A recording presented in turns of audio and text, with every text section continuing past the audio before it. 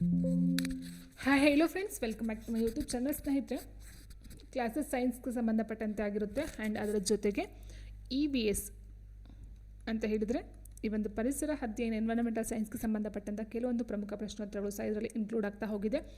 So ಇದೆಲ್ಲ ನಾವು ನೋಡ್ತಾ ಹೋದಾಗ ಸ್ನೇಹಿತರೆ, ಅದು KPSC ಕಾಲ್ ಮಾಡ್ತಕ್ಕಂತಹ ಎಕ್ಸಾಮ್ಸ್ ಆಗಿರ್ಬೋದು, ಅಥವಾ KEA ಕಾಲ್ ಮಾಡ್ತಕ್ಕಂಥ ಎಕ್ಸಾಮ್ಸ್ ಆಗಿರ್ಬೋದು. ಫಾರ್ ಎಕ್ಸಾಂಪಲ್ PC, PSI ಆಗಿರ್ಬೋದು, KSಗೂ ಸಹ ಯೂಸ್ ಆಗ್ತಕ್ಕಂಥ ಕಂಟೆಂಟ್ ಇದಾಗಿರುತ್ತೆ ಸ್ನೇಹಿತರೆ.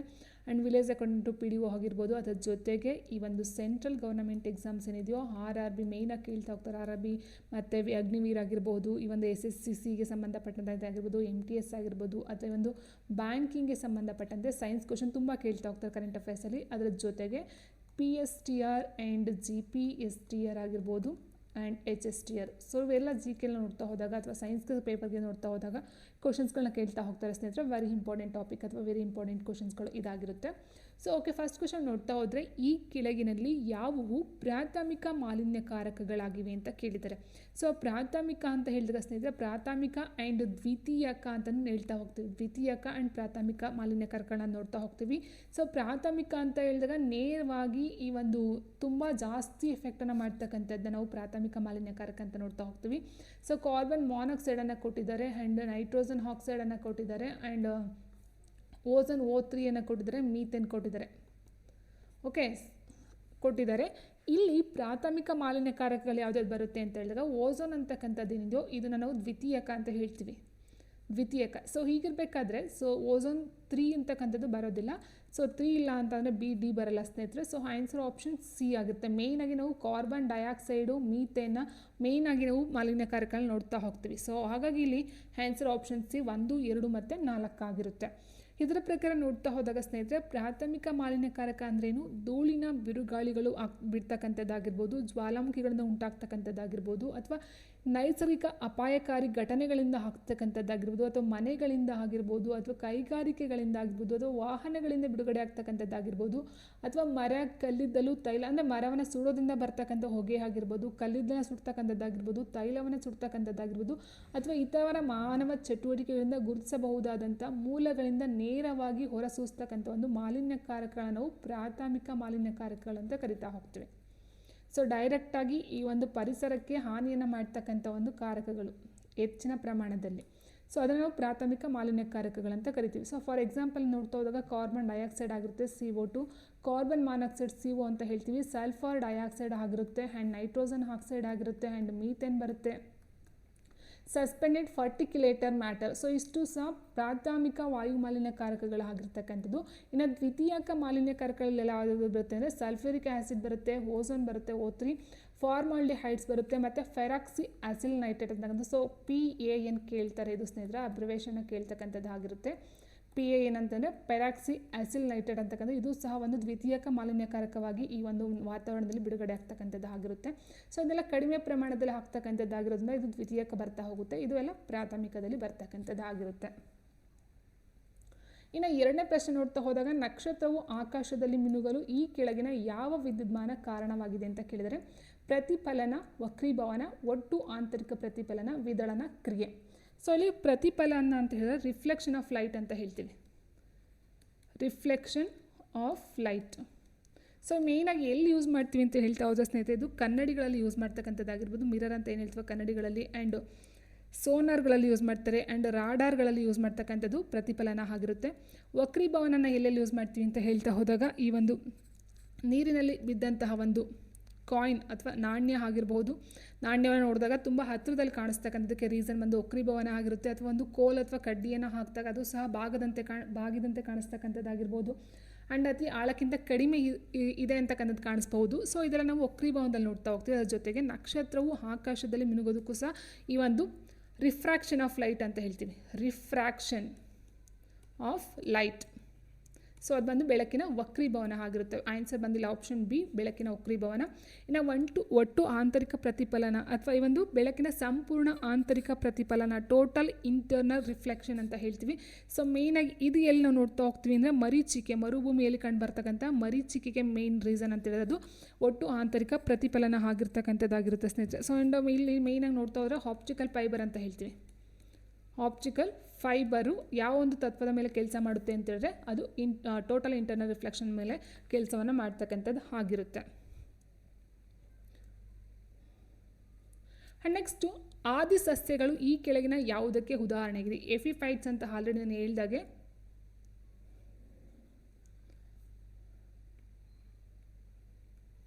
ಎಫಿಫೈಟ್ಸ್ ಅಂತ ಹೇಳ್ತೀವಿ. ಸೊ ಎಫಿಫೈಟ್ಸ್ ಅಂತ ಹೇಳಿದಾಗ ಸ್ನೇಹಿತರೆ ಅದು ಬೇರೆ ಒಂದು ಮರದ ಸಹಾಯದಿಂದ ಬೆಳೀತಕ್ಕಂಥದ್ದಂತ ನಾನು ಆಲ್ರೆಡಿ ಫಸ್ಟ್ ಒಂದು ವೀಡಿಯೋದಲ್ಲಿ ಹೇಳಿದ್ದೀನಿ.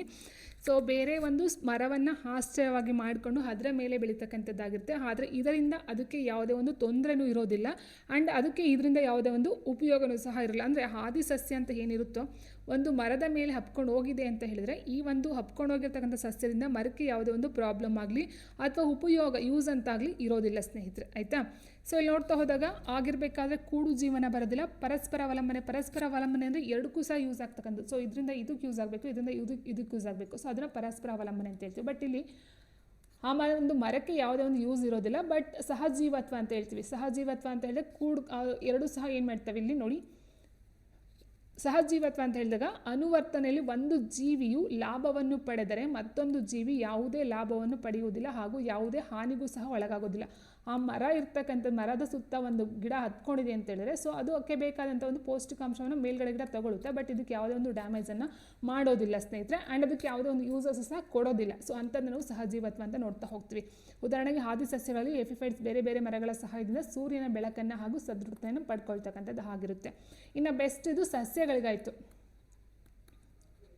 ಇನ್ನು ಸಹಜೀವತ್ವದಲ್ಲಿ ಪ್ರಾಣಿಗಳಿಗೆ ನೋಡಿಸ್ತಾ ಹೋದಾಗ ಪ್ರಾಣಿಗಳ ಕರುಳಿನಲ್ಲಿ ಕಂಡುಬರ್ತಕ್ಕಂಥ ಈ ಕೋಲಿ ಬ್ಯಾಕ್ಟೀರಿಯಾ ಅಂತಕ್ಕಂಥ ಒಂದು ಬ್ಯಾಕ್ಟೀರಿಯಾ ಇರುತ್ತೆ. ಸೊ ಇದು ಸಹ ಅಷ್ಟೇ ಈ ಒಂದು ಬಾಡಿಯಲ್ಲಿ ಇರ್ತಕ್ಕಂಥ ಏನು ಕರುಳಿನಲ್ಲಿ ಕಂಡುಬರ್ತಕ್ಕಂಥ ಜೀರ್ಣಗೊಳ್ಳದ ಆಹಾರ ಹಾಗೂ ಸ್ರವಿಕೆಯನ್ನು ಹೀರ್ಕೊಳ್ತಕ್ಕಂಥದ್ದಾಗಿರುತ್ತೆ. ಜೀರ್ಣಗೊಳ್ಳದ ಆಹಾರ ಹಾಗೂ ಸ್ರವಿಕೆಯನ್ನು ಹೀರ್ಕೊಳ್ಳುತ್ತೆ. ಆದರೆ ಈ ಒಂದು ಈ ಕೋಲಿ ಬ್ಯಾಕ್ಟೀರಿಯಾ ಕರುಳಿಗೆ ಯಾವುದೇ ಒಂದು ಹಾನಿಯನ್ನು ಸಹ ಉಂಟು ಮಾಡುವುದಿಲ್ಲ. ಸೊ ಇದನ್ನು ನಾವು ಸಹಜೀವತ್ವ ಅಂತ ಕರಿತಾ ಹೋಗ್ತೀವಿ. ಇದರಿಂದ ಈ ಕೋಲಿ ಬ್ಯಾಕ್ಟೀರಿಯಾದಿಂದ ಯಾವುದೇ ಒಂದು ಹಾನಿನೂ ಆಗೋದಿಲ್ಲ, ಉಪಯೋಗನೂ ಇಲ್ಲ ಸ್ನೇಹಿತರೆ. ಬಟ್ ಅದು ತನ್ನಷ್ಟಕ್ಕೆ ತಾನು ಏನಾಗಿರುತ್ತೆ ಜೀರ್ಣಗೊಳ್ಳದ ಆಹಾರವನ್ನು ಹೀರ್ಕೊಳ್ತಾ ಹೋಗುತ್ತೆ. ಸೊ ಇದು ಸಸ್ಯ ಆಯಿತು, ಇದು ಪ್ರಾಣಿಗೆ ಸಂಬಂಧಪಟ್ಟಂತೆ. ನೋಡಿ ಇಲ್ಲಿ ಕೊಟ್ಟಿದ್ದಾರೆ ಹೆಫಿಫೈಟ್ಸ್ಗಳನ್ನ ಆಲ್ರೆಡಿ ಹೇಳಿದಾಗೆ ಮತ್ತೊಂದು ಸಸ್ಯದ ಮೇಲೆ ಬೆಳೀತಕ್ಕಂಥ ಒಂದು ಸಸ್ಯವನ್ನು ನಾವು ಹೆಫಿಫೈಟ್ಸ್ಗಳಂತ ಕರಿತಾ ಹೋಗ್ತೀವಿ. ನೆಕ್ಸ್ಟು ಅಡಿಪೋಸ್ ಅಂಗಾಂಶವು ಈ ಕೆಳಗಿನ ಯಾವ ರೀತಿಯ ಅಂಗಾಂಶಕ್ಕೆ ಉದಾಹರಣೆಯಾಗಿದೆ? ಸ್ನಾಯು ಅಂಗಾಂಶ, ನರ ಅಂಗಾಂಶ, ಸಂಯೋಜಕ ಅಂಗಾಂಶ, ಮೇಲಿನ ಯಾವುದೂ ಅಲ್ಲ.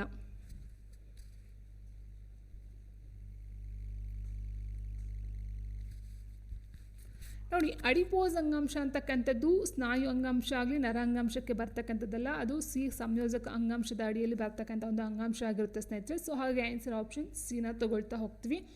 ಇನ್ನು ಇದಕ್ಕೆ ಸಂಬಂಧಪಟ್ಟಂತೆ ನೋಡ್ತಾ ಹೋದಾಗ ಅಡಿಪೋಸ್ ಅಂಗಾಂಶವು ವಿಶೇಷವಾದ ಸಡಿಲವಾದ ಸಂಯೋಜಕ ಅಂಗಾಂಶವಾಗಿದ್ದು ಮುಖ್ಯವಾಗಿ ದೇಹದಲ್ಲಿ ಕೊಬ್ಬನ್ನು ಸಂಗ್ರಹಿಸಲು ಸಹಾಯವನ್ನು ಮಾಡ್ತಕ್ಕಂಥದ್ದು ಆಗಿರುತ್ತೆ. ಅರ್ಥ ಆಯ್ತಲ್ವಾ? ಸೊ ಅಡಿಪೋಸ್ ಅಂಗಾಂಶ ಅಂತಕ್ಕಂಥ ಒಂದು ಸಂಯೋಜಕ ಅಂಗಾಂಶವಾಗಿದ್ದು ದೇಹದಲ್ಲಿ ಇರ್ತಕ್ಕಂಥ ಕೊಬ್ಬನ್ನು ಸಂಗ್ರಹಿಸಲು ಸಹಾಯವನ್ನು ಮಾಡ್ತಕ್ಕಂಥದ್ದಾಗಿರುತ್ತೆ. ಇದು ಪ್ರಮುಖವಾಗಿ ಅಡಿಪೋಸೈಟ್ ಎಂಬ ಜೀವಕೋಶಗಳಿಂದ ಮಾಡಲ್ಪಟ್ಟಿದೆ. ಯಾವುದು? ಅಡಿಪೋಸ್ ಅಂಗಾಂಶ. ಮತ್ತು ಚರ್ಮದ ಅಡಿಯಲ್ಲಿ ಹಾಗೂ ಆಂತರಿಕ ಅಂಗಗಳ ಸುತ್ತಲೂ ಇರ್ತಕ್ಕಂಥದ್ದಾಗಿರುತ್ತೆ. ಆ್ಯಂಡ್ ನೆಕ್ಸ್ಟು ಇದರ ಪ್ರಮುಖ ಕಾರ್ಯ ಏನಾಗಿರುತ್ತೆ? ಸೊ ಆಲ್ರೆಡಿ ಹೇಳಿದಾಗೆ ಕೊಬ್ಬನ್ನು ಸಂಗ್ರಹಣೆಯನ್ನು ಮಾಡ್ತಕ್ಕಂಥದ್ದು ಆಗಿರುತ್ತೆ. ಅಂದರೆ ದೇಹಕ್ಕೆ ಅಗತ್ಯವಿರುವ ಶಕ್ತಿಯನ್ನು ಕೊಬ್ಬಿನ ರೂಪದಲ್ಲಿ ಶೇಖರಿಸ್ತಕ್ಕಂಥದ್ದು ಇದರ ಒಂದು ಪ್ರಮುಖ ಕಾರ್ಯ ಆಗಿರುತ್ತೆ. ಇನ್ನು ದೇಹದ ನಿರೋಧನ ಅಂತ ಹೇಳಿದಾಗ ದೇಹದ ಉಷ್ಣತೆಯನ್ನು ಕಾಪಾಡುತ್ತೆ ಮತ್ತು ಶೀತದಿಂದ ರಕ್ಷಿಸುತ್ತದೆ. ಸೊ ಅದಕ್ಕೆ ಬೆಸ್ಟ್ ಎಕ್ಸಾಂಪಲ್ ಈಗ ಚರ್ಮದಲ್ಲಿ ಇರುತ್ತೆ ನಾವು ಹೇಳಿದ್ವಲ್ವಾ. ಸೊ ಚರ್ಮದ ಅಡಿಯಲ್ಲಿ ಇರ್ತಕ್ಕಂಥದ್ದು. ಸೊ ಚರ್ಮದ ಅಡಿಯಲ್ಲಿ ಕೊಬ್ಬಿನ ಒಂದು ರೂಪದಲ್ಲಿ ಶೇಖರಣೆ ಆಗಿರುತ್ತೆ. ಅದೇನು ಮಾಡುತ್ತೆ? ಮನುಷ್ಯನಿಗೆ ಚಳಿ ಆಗದಂತೆ ಈ ಒಂದು ಶೀತದಿಂದ ರಕ್ಷಣೆಯನ್ನು ಮಾಡ್ತಕ್ಕಂಥದ್ದು ಮತ್ತು ಉಷ್ಣತೆಯನ್ನು ಕಾಪಾಡ್ತಕ್ಕಂಥದ್ದು ಆಗಿರುತ್ತೆ. ನೆಕ್ಸ್ಟ್ ಈ ಕೆಳಗಿನ ಯಾವ ಜಲಚರ ಪ್ರಾಣಿಗಳು ಕಿವಿರುಗಳನ್ನು ಹೊಂದಿವೆ ಅಂತ ಕೊಟ್ಟಿದ್ದಾರೆ? ಆಕ್ಟೋಪಸ್, ತಿಮಿಂಗ್ಲ, ಕ್ಲೌನ್ ಮೀನು, ಕಪ್ಪೆ. ಈ ಕೆಳಗಿನ ಯಾವ ಜಲಚರ ಮೀನುಗಳು ಕಿವಿರುಗಳನ್ನು ಹೊಂದಿವೆ? ಸೊ ಕಿವಿರು ಅಂತ ಹೇಳಿದಾಗ ಸ್ನೇಹಿತರೆ ಮೇನಾಗಿ ನಾವು ಮೀನನ್ನು ನೋಡ್ತಾ ಹೋಗ್ತೇವೆ. ಮೀನು ಕಿವಿರುಗಳನ್ನು ಹೊಂದಿದ್ದು ಅದು ಉಸಿರಾಟಕ್ಕೆ ಯೂಸ್ ಆಗ್ತಕ್ಕಂಥದ್ದು ಆಗಿದೆ.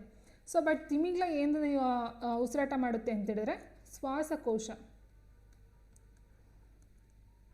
ಶ್ವಾಸಕೋಶದಿಂದ ಉಸಿರಾಟವನ್ನು ಮಾಡ್ತಕ್ಕಂಥದ್ದು. ಕಪ್ಪೆ ಬಂದು ಚರ್ಮದ ಮೂಲಕ. ಹೌದಾ? ಸೊ ಈಗಿರಬೇಕಾದ್ರೆ ಸೊ 2 ಮತ್ತು 4 ಬರಲ್ಲ ಸ್ನೇಹಿತರೆ. ಆನ್ಸರ್ ಆಪ್ಷನ್ ಬಿ 1 ಮತ್ತು 3 ಸರಿಯಾದಂಥ ಒಂದು ಆನ್ಸರ್ಸ್ ಆಗಿರುತ್ತೆ. ನೋಡಿ, ಕಿವಿರುಗಳು ಹೆಚ್ಚಿನ ಜಲಚರ ಜೀವಿಗಳಲ್ಲಿ ಕಂಡು ಬರ್ತಕ್ಕಂಥ ಒಂದು ಉಸಿರಾಟದ ಅಂಗವಾಗಿರ್ತಕ್ಕಂಥದ್ದು. ಆ್ಯಂಡ್ ಕಿವಿರುಗಳು ನೀರಿನಿಂದ ಕರಗಿದಂಥ ಆಮ್ಲಜನಕವನ್ನು ಹೀರಿಕೊಳ್ಳುತ್ತೆ ಮತ್ತು ಇಂಗಾಲದ ಡೈಆಕ್ಸೈಡನ್ನು ಹೊರಹಾಕ್ತಕ್ಕಂಥದ್ದಾಗಿರುತ್ತೆ. ಆಕ್ಟೋಪಸ್ ಆಗಿರ್ಬೋದು, ಸ್ಕೀಡ್ ಆಗಿರ್ಬೋದು, ಕ್ಲೌನ್ ಫಿಶ್ ಆಗಿರ್ಬೋದು, ಆ್ಯಂಡ್ ಡಾಲ್ಡೋ ಎಸ್ ಅ ಕ್ಲೀನ್ ಫಿಶ್ ಕೇಳಿದ್ದಾರೆ ಕೆಲವೊಂದು ಎಕ್ಸಾಮಲ್ಲಿ. ಆ್ಯಂಡ್ ಟಾಲ್ ಫೋನ್ ಆಗಿರ್ಬೋದು, ಆ್ಯಂಡ್ ಫ್ರಾನ್ ಆಗಿರ್ಬೋದು ಇತ್ಯಾದಿಗಳಲ್ಲಿ ಕಿವಿರುಗಳನ್ನು ಕಾಣಬಹುದಾಗಿರುತ್ತೆ. ಮೇಯ್ನಾಗಿ ತಿಮಿಂಗ್ಲಗಳು ಶ್ವಾಸಕೋಶಗಳಿಂದ ಉಸಿರಾಡ್ತಕ್ಕಂಥದ್ದು ಆಗಿರುತ್ತೆ.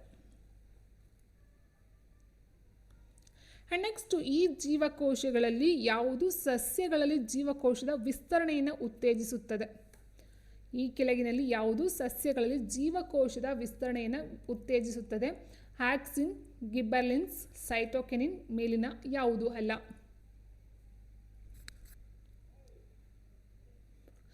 ಆನ್ಸರ್ ಬಂದು ಆಪ್ಷನ್ ಎ ಆಕ್ಸಿನ್ ಆಗಿರುತ್ತೆ ಸ್ನೇಹಿತರೆ. ಜೀವಕೋಶದ ವಿಸ್ತರಣೆಯನ್ನು ಮಾಡ್ತಕ್ಕಂಥದ್ದು ನೋಡಿ, ಆಲ್ರೆಡಿ ಕೊಟ್ಟಿದೆ ಲಾಸ್ಟ್ ವಿಡಿಯೋದಲ್ಲಿ ನೋಡಿದರೆ ಇದು ಈಸಿ ಆಗ್ತಾ ಹೋಗುತ್ತೆ. ಹ್ಯಾಬ್ಸಿಸಿಕ್ ಆಮ್ಲ ಅಂತಕ್ಕಂಥದ್ದು ಏನಿದೆಯೋ ಇದು ಸಸ್ಯಗಳಲ್ಲಿ ಬೀಜಗಳು ಮತ್ತು ಮೊಗ್ಗುಗಳಲ್ಲಿ ಸುಪ್ತತೆಯನ್ನು ಉತ್ತೇಜನ ಮಾಡ್ತಕ್ಕಂಥದ್ದಾಗಿರುತ್ತೆ. ಸೈಟೋಕಿನಿನ್ ಬಂದು ಸಸ್ಯಗಳಲ್ಲಿ ಕೋಶ ವಿಭಜನೆಯನ್ನು ಮಾಡ್ತಕ್ಕಂಥದ್ದು. ಗಿಬ್ಬರ್ಲಿನ್ಸ್ ಬಂದು ಸಸ್ಯಗಳಲ್ಲಿ ಕಾಂಡದ ಉದ್ದವನ್ನು ಉತ್ತೇಜಿಸ್ತಕ್ಕಂಥದ್ದು. ಆಕ್ಸಿನ್ ಬಂದು ಸಸ್ಯಗಳ ಜೀವಕೋಶದ ವಿಸ್ತರಣೆಯನ್ನು ಉತ್ತೇಜಿಸ್ತಕ್ಕಂಥದ್ದು. Very very important. ಸೊ ಸೈನ್ಸಲ್ಲಿ GPSTRಲ್ಲಿ ಕೇಳ್ತಾರೆ, HSTಯ ಸೈನ್ಸ್ ಪೇಪರಲ್ಲಿ ಕೇಳ್ತಾ ಹೋಗ್ತಾರೆ, ಆ್ಯಂಡ್ PC ಎಕ್ಸಾಮ್ಸಲ್ಲಿ ಕೇಳ್ತಾರೆ, PSIಯಲ್ಲಿ ಕೇಳ್ತಾರೆ, KAS ಎಕ್ಸಾಮ್ಸಲ್ಲಿ ಈ ರೀತಿ ಕ್ವಶನ್ಸ್ಗಳು ಬರ್ತಾ ಹೋಗುತ್ತೆ. ಸೊ ಇಲ್ಲಿ ಹ್ಯಾಬ್ಸಿಸಿಕ್ ಆಮ್ಲ ಅಂತ ಹೇಳಿದಾಗ ಸಸ್ಯಗಳಿರ್ತಕ್ಕಂಥ ಬೀಜಗಳು ಮತ್ತು ಮೊಗ್ಗುಗಳಲ್ಲಿ ಸುಪ್ತತೆಯನ್ನು ಉತ್ತೇಜನ ಮಾಡ್ತಕ್ಕಂಥದ್ದು. ಸೈಟೋಕಿನಿನ್ ಬಂದು ಸಸ್ಯಗಳಲ್ಲಿ ಕೋಶ ವಿಭಜನೆಯನ್ನು ಮಾಡ್ತಕ್ಕಂಥದ್ದು. ಗಿಬ್ಬರ್ಲಿನ್ಸ್ ಬಂದು ಸಸ್ಯದಲ್ಲಿ ಕಾಂಡದ ಉದ್ದವನ್ನು ಉತ್ತೇಜಿಸ್ತಕ್ಕಂಥದ್ದು. ಆಕ್ಸಿನ್ ಬಂದು ಸಸ್ಯಗಳಲ್ಲಿ ಜೀವಕೋಶದ ವಿಸ್ತರಣೆಯನ್ನು ಉತ್ತೇಜಿಸ್ತಕ್ಕಂಥದ್ದು. ಸೊ ನೋಡಿ, ಕೊಟ್ಟಿರ್ತಕ್ಕಂಥ ಕ್ವಶನ್ ಏನಾಗಿದೆ? ಜೀವಕೋಶದ ವಿಸ್ತರಣೆ, ಕೋಶ ವಿಭಜನೆ ಬಂದು ಸೈಟೋಕಿನಿನ್, ಆಕ್ಸಿನ್ ಬಂದು ಸಸ್ಯಗಳ ಜೀವಕೋಶದ ವಿಸ್ತರಣೆ ಆಗಿರುತ್ತೆ. ಆ್ಯಂಡ್ ನೆಕ್ಸ್ಟ್, ಈ ಕೆಳಗಿನ ಹೇಳಿಕೆಗಳಲ್ಲಿ ಸರಿಯಾಗಿರುವುದನ್ನು ಆಯ್ಕೆ ಮಾಡಿ ಅಂತ ಕೊಟ್ಟಿದ್ದಾರೆ. ಏಕರೂಪದ ವೃತ್ತಾಕಾರದ ಚಲನೆಯಲ್ಲಿ ಜವವು ಸ್ಥಿರವಾಗಿರುತ್ತದೆ. ಏಕರೂಪದ ವೃತ್ತಾಕಾರದ ಚಲನೆಯಲ್ಲಿ ವೇಗವು ಬದಲಾಗುತ್ತಿರುತ್ತದೆ. ಸೊ ಕೊಟ್ಟಿರ್ತಕ್ಕಂಥ ಆಯ್ಕೆಗಳನ್ನ ನೋಡ್ತಾ ಹೋಗಿ. ಏಕರೂಪದ ವೃತ್ತಾಕಾರದ ಚಲನೆಯಲ್ಲಿ ಜವವು ಸ್ಥಿರವಾಗಿರುತ್ತದೆ. ಏಕರೂಪದ ವೃತ್ತಾಕಾರದ ಚಲನೆಯಲ್ಲಿ ವೇಗ ಬದಲಾಗುತ್ತದೆ.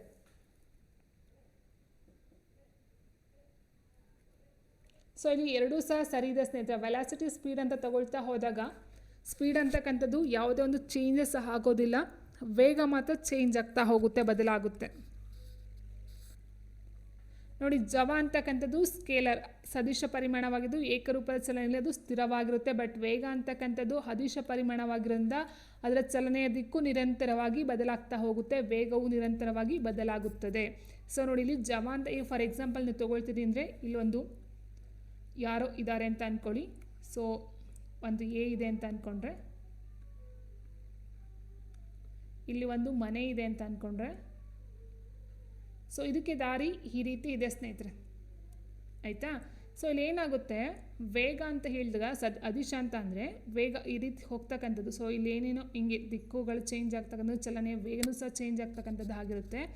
ಆದರೆ ಇಲ್ಲಿ ಸ್ಪೀಡ್ ಅಂತಕ್ಕಂಥದ್ದು ಏನಿದೆಯೋ ಸೊ ಡೈರೆಕ್ಟ್ ಎಷ್ಟು ಡಿಸ್ಟೆನ್ಸ್ ಇದೆ ಅಂತ ಹೇಳ್ತೀವೋ ಅಂದರೆ ಸ್ಥಾನಪಲ್ಲಟ ಮತ್ತು ಇದನ್ನು ಹೇಳ್ತೀವಲ್ಲ, ಸೊ ಆ ಅರ್ಥದಲ್ಲಿ ನೋಡ್ತಾ ಹೋದಾಗ ಸದಿಶ ಅಂದರೆ ಅಲ್ಲಿ ಯಾವುದೊಂದು ಚೇಂಜಸ್ ಇರೋದಿಲ್ಲ, ಸ್ಥಿರವಾಗಿರುತ್ತೆ. ಅದಿಶ ಅಂತ ಹೇಳಿದಾಗ ಅಲ್ಲಿ ಚೇಂಜಸ್, ದಿಕ್ಕು ಚೇಂಜ್ ಆಗುತ್ತೆ.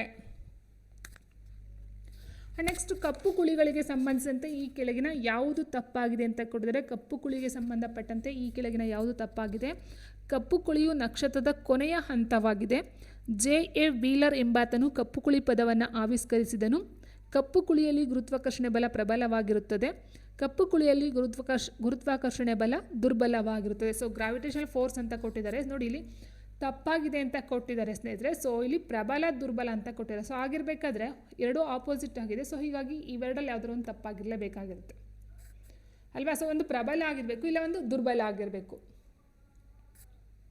ಸೊ ಹೀಗಿರಬೇಕಾದ್ರೆ ಕಪ್ಪು ಕುಳಿಯು ನಕ್ಷತ್ರದ ಕೊನೆಯ ಹಂತವಾಗಿದೆ ಸರಿಯಾಗಿರ್ತಕ್ಕಂಥ ಒಂದು ಹೇಳಿಕೆ ಆಗುತ್ತೆ. J.A. ವೀಲರ್ ಎಂಬಾತನು ಕಪ್ಪು ಕುಳಿ ಪದವನ್ನು ಆವಿಷ್ಕಾರ ಮಾಡ್ತಕ್ಕಂಥದ್ದು ಸರಿಯಾಗಿರುತ್ತೆ. ಕಪ್ಪು ಕುಳಿಯಲ್ಲಿ ಗುರುತ್ವಾಕರ್ಷಣೆ ಬಲ ಗ್ರಾವಿಟೇಷನಲ್ ಫೋರ್ಸ್ ಅಂತ ಹೇಳ್ತೀವಿ. ಸೊ ಪ್ರಬಲವಾಗಿರುತ್ತೆ, ಸರಿಯಾಗಿದೆ. ಬಟ್ ದುರ್ಬಲವಾಗಿದೆ ಅಂತಕ್ಕಂಥದ್ದು ತಪ್ಪಾಗಿರ್ತಕ್ಕಂಥ ಒಂದು ಹೇಳಿಕೆ ಆಗಿರುತ್ತೆ. ಸೊ ಹಾಗಾಗಿ ಆನ್ಸರ್ ಯಾವುದಾಗುತ್ತೆ ಸರ್? ಆನ್ಸರ್ ಆಪ್ಷನ್ ಡಿ ಆಗಿರುತ್ತೆ. ನೋಡಿ 1967ರಲ್ಲಿ ಎಂ ವೀಲರ್ ಎಂಬಾತನಿಂದ ಕಪ್ಪು ಕುಳಿ ಎಂಬ ಪದವನ್ನು ಸೃಷ್ಟಿಸಲಾಗುತ್ತೆ. ಕಪ್ಪು ಕುಳಿಯು ನಕ್ಷತ್ರವು ಸಾಯುತ್ತಿರುವಾಗ ಇದು ಸಂಭವಿಸ್ತದೆ. ಫೈನಲ್ ಹಂತ ಅಂತ ಏನು ಹೇಳ್ತೀವೋ, ಫೈನಲ್ ಸ್ಟೇಜ್, ಸಾಯ್ತಕ್ಕಂಥ ಒಂದು ಹಂತ ಆಗಿರುತ್ತೆ. ಕಪ್ಪು ಕುಳಿಯಲ್ಲಿ ಗುರುತ್ವಾಕರ್ಷಣೆ ತುಂಬ ಪ್ರಬಲವಾಗಿರ್ತಕ್ಕಂಥದ್ದು. ಕಪ್ಪು ಕುಳಿಯು ಬಾಹ್ಯಾಕಾಶದಲ್ಲಿ ಗುರುತ್ವಾಕರ್ಷಣೆಯು ತುಂಬ ಎಳೆಯುವ ಸ್ಥಳವಾಗಿದ್ದು ಬೆಳಕು ಸಹ ತಪ್ಪಿಸಿಕೊಳ್ಳಲು ಸಾಧ್ಯವಿಲ್ವಂತೆ. ಸೊ ಗುರುತ್ವಾಕರ್ಷಣೆಯಲ್ಲಿ ಬೆಳಕು ಸಹ ಅಬ್ಸರ್ವ್ ಮಾಡ್ತಕ್ಕಂಥ ಒಂದು ಕೆಪಾಸಿಟಿ ಅದಕ್ಕೆ ಇರುತ್ತೆ ಅಂತಕ್ಕಂಥದ್ದು ಆಗಿರುತ್ತೆ. ನೆಕ್ಸ್ಟ್, ಶುದ್ಧ ಚಿನ್ನ ಕಬ್ಬಿಣಕ್ಕಿಂತ ಮೃದುವಾಗಿರುತ್ತದೆ, ಕಬ್ಬಿಣಕ್ಕಿಂತ ಗಟ್ಟಿಯಾಗಿರುತ್ತದೆ, ಕಬ್ಬಿಣದಷ್ಟೇ ಗಟ್ಟಿಯಾಗಿರುತ್ತೆ, ಮೇಲ ಯಾವುದು ಅಲ್ಲ ಅಂತ ಕೊಟ್ಟವ್ರೆ. ಶುದ್ಧ ಚಿನ್ನ AU ಅಂತ ಹೇಳ್ತೀವಿ ಸ್ನೇಹಿತರೆ, ಅದರ ಒಂದು ರಾಸಾಯನಿಕ ಸಂಕೇತ. ಶುದ್ಧ ಚಿನ್ನ 24 ಕ್ಯಾರೆಟ್ ಏನಿರುತ್ತೋ ಅದು ತುಂಬಾ ಮೆದುವಾಗಿರುತ್ತದೆ ಅಥವಾ ಮೃದುವಾಗಿರುತ್ತದೆ. ಸೊ ಕಬ್ಬಿಣಕ್ಕಿಂತ ಮೃದುವಾಗಿರ್ತಕ್ಕಂಥದ್ದು ಶುದ್ಧ ಚಿನ್ನ ಆಗಿರುತ್ತೆ. ಹಾಗಾಗಿ ಏನು ಮಾಡ್ತಾರೆ, ಈ ಒಂದು 24ರಲ್ಲಿ 22% ಚಿನ್ನವನ್ನು ತಗೊಳ್ತಾರೆ, ಇನ್ನು 2% ಅದಕ್ಕೆ ತಾಮ್ರವನ್ನು ಮಿಕ್ಸ್ ಮಾಡ್ತಾರೆ. ಯಾಕಂದರೆ ಈ ಒಂದು ಶುದ್ಧ ಚಿನ್ನ ಒಡವೆ ಮಾಡೋದಕ್ಕೆ ಗಟ್ಟಿ ಆಗಿರೋದಿಲ್ಲ. ಹಾಗಾಗಿ ಏನು ಮಾಡ್ತಾರೆ, ಅದಕ್ಕೆ 2 ಗ್ರಾಮ್ನಷ್ಟು 2% ತಾಮ್ರವನ್ನು ಮಿಕ್ಸ್ ಮಾಡ್ತಾರೆ. ಸೊ ಅದನ್ನು ತಾಮ್ರ ಪ್ಲಸ್ ಚಿನ್ನದ ಮಿಶ್ರಣ ಆಗಿರುತ್ತೆ. ಅಥವಾ ಇನ್ನೂ ಕೇಳ್ತಾರೆ, ಶುದ್ಧ ಚಿನ್ನ ಒಡವೆ ಆಭರಣಗಳಿಗೆ ಯೋಗ್ಯವಲ್ಲ. ಯಾಕೆ ಅಂತೇಳಿದ್ರೆ ತುಂಬಾ ಮೃದುವಾಗಿರುತ್ತೆ, ಮುರಿದೋಗುತ್ತೆ. ಸೊ ಹಾಗಾಗಿ ಅಲ್ಲಿ ತಾಮ್ರ ಸಹ ಮಿಕ್ಸ್ ಮಾಡ್ತಾ ಹೋಗ್ತಾರೆ. ನೆಕ್ಸ್ಟ್, ಈ ಕೆಳಗಿನಲ್ಲಿ ಯಾವುದು ತಟಸ್ಥ ಅಮೈನೋ ಆಮ್ಲಕ್ಕೆ ಉದಾಹರಣೆಯಾಗಿದೆ? ತಟಸ್ಥ ಅಮೈನೋ ಆಮ್ಲಕ್ಕೆ ಉದಾಹರಣೆಯಾಗಿದೆ ಆಸ್ಪರ್ಬಿಕ್ ಆಮ್ಲ, ಗ್ಲುಟಾಮಿಕ್ ಆಮ್ಲ ಆ್ಯಂಡ್ ಲೈಸಿನ್. ನೋಡಿ, ಸರಿಯಾದಂಥ ಒಂದು ಉತ್ತರ ನೋಡ್ತಾ ಹೋದಾಗ ಸ್ನೇಹಿತರೆ, ಆ ತಟಸ್ಥ ಅಮೈನೋ ಆಮ್ಲಕ್ಕೆ ಉದಾಹರಣೆ ಬಂದು ಗ್ಲೈಸಿನ್ ಆಗಿರುತ್ತೆ. Answer option C. ಇನ್ನು ಉಳಿದಂತೆ ನೋಡ್ತಾ ಹೋದಾಗ ನೋಡಿ, ಅಸಿಟಿಕ್ ಅಮೈನೋ ಆಮ್ಲ ಆಗಿರ್ಬೋದು ಅಥವಾ ಆಮ್ಲೀಯ ಅಮೈನೋ ಆಮ್ಲ ಆಗಿರ್ಬೋದು. ಉದಾಹರಣೆ ಬಂದು ಆಸ್ಪರ್ಬಿಕ್ ಆಮ್ಲ, ಗ್ಲುಟಾಮಿಕ್ ಆಮ್ಲ ಬಂದು ಅಸಿಟಿಕ್ ಅಮೈನೋ ಆಮ್ಲಗಳಿಗೆ ಉದಾಹರಣೆ ಆಗಿರುತ್ತೆ. ಇನ್ನು ಬೇಸಿಕ್ ಅಮೈನೋ ಆಮ್ಲಕ್ಕೆ ಉದಾಹರಣೆ ಬಂದು ಲೈಸಿನ್ ಆಗಿರುತ್ತೆ. ತಟಸ್ಥ ಅಮೈನೋ ಆಮ್ಲಗಳಿಗೆ ಬಂದು ಗ್ಲೈಸಿನ್ ಮತ್ತು ಆಲನಿನ್. ಲಾಸ್ಟ್ ಒಂದು ವಿಡಿಯೋದಲ್ಲಿ ಕೊಟ್ಟಿದ್ದೀನಿ, ತುಂಬ ಎಕ್ಸಾಂಪಲ್ಸ್ನ ಕೊಟ್ಟಿದ್ದೀನಿ ಸ್ನೇಹಿತರೆ. ತಟಸ್ಥ ಅಮೈನೋ ಆಮ್ಲಕ್ಕೆ ಎಕ್ಸಾಂಪಲು ಗ್ಲೈಸಿನ್ ಮತ್ತು ಆಲನಿನ್ ಅಂತಕ್ಕಂಥದ್ದು ಆಗಿರುತ್ತೆ. ಸೊ ಇಷ್ಟು ಬಂದು ಅಮೈನೋ ಆಮ್ಲಗಳಿಗೆ ಸಂಬಂಧಪಟ್ಟಂತೆ ಅದು ತಟಸ್ಥ, ಬೇಸಿಕ್ಕು, ಅಸಿಟಿಕ್ ಅಥವಾ ಆಮ್ಲೀಯ ಅಮೈನೋ ಆಮ್ಲಗಳು ಅಂತಲೂ ಹೇಳ್ತೀವಿ ಸ್ನೇಹಿತರೆ ಇದಕ್ಕೆ. ಯಾಕಂದರೆ ಆಮ್ಲೀಯೋ ಅಮೈನೋ ಆಮ್ಲಗಳು ಅಥವಾ ಅಸಿಟಿಕ್ ಅಮೈನೋ ಆಮ್ಲಗಳು 2 ರೀತಿಯಲ್ಲಿ ನೋಡ್ತಾ ಹೋಗ್ತೀವಿ. ಒಂದು ಸೇಮ್ ಆಗಿರುತ್ತೆ 2 ಸಹ ಪದಗಳು. ಸೊ ಈ ರೀತಿ ಕ್ವಶನ್ಸ್ಗಳನ್ನ ನೋಡ್ತಾ ಹೋಗ್ತೀವಿ ಸ್ನೇಹಿತರೆ. ಎಲ್ಲ ಎಕ್ಸಾಮ್ಸ್ಗಳು ಅಷ್ಟೇ ನಮಗೆ ಈಸಿಯಾಗಿರ್ತಕ್ಕಂಥ ಕ್ವಶನ್ 3-4, ಅಂದರೆ ಈಸಿ ಅಂತ ಅಲ್ಲ, ಮೇನ್ ಕ್ವಶನ್ಸ್ಗಳು ಒಂದು 3-4 ಕೊಟ್ಟರೆ ಡೆಪ್ತ್ ಆಗಿ ಹೋಗಿ ಆಳಕ್ಕೆ ಹೋಗಿ ಕ್ವಶನ್ಸ್ಗಳನ್ನ ರೈಸ್ ಮಾಡ್ತಾ ಹೋಗ್ತಾರೆ.